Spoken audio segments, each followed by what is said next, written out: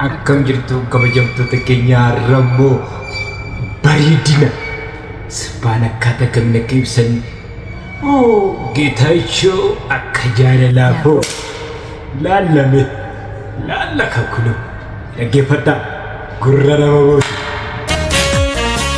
Akka baala saafoo bukkee ganna nyaatu akka jaalalaafoo bukkeetti wal baatu.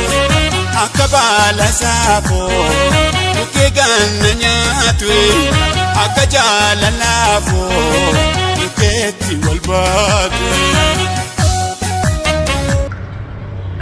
Ali Birraa bareedina akkasitti bareedu ganamaa jechuun irra buusee rabboo dhaggeeffadhaa kan bareedu ganamuu waariitu galgaluu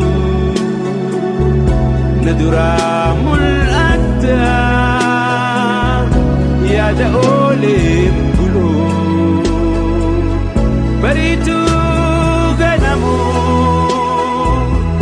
waariitu galgaluu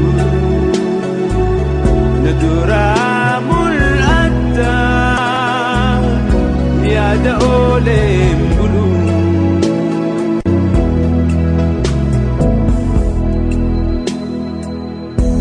Bareeddu suuraatee if duraa qaqqabee natti heddummaatee. yaada khedabee bareeddu suuraatee if duraa qaqqabee natti heddummaate yaada khedabee.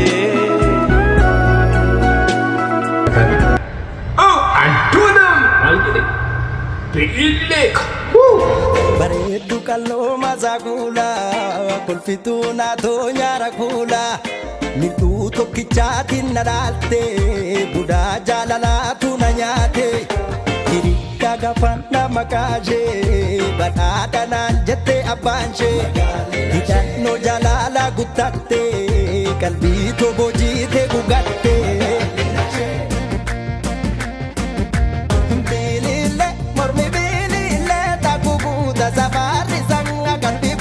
Bareedsa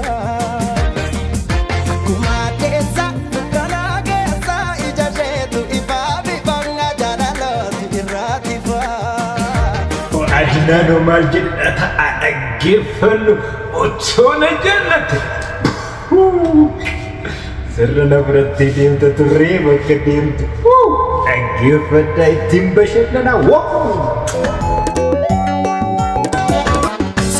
Jaalakke waadirreen naniiftu taakkeetu obbojjina fuutee deemta bika feetu. Sona jaalakke waadirreen naniiftu obbojjina fuutee deemta bika feetu.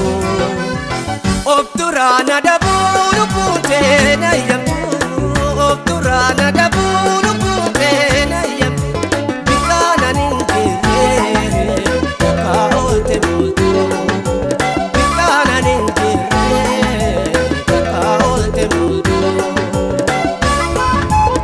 Nubra bashannana kolfati guututti bashannana. Dhaggeeffattoota keenya jaalala bareedina akkanatti lukaan jiru kanneen biroos itti fufanii dhufu bashannana gaarii.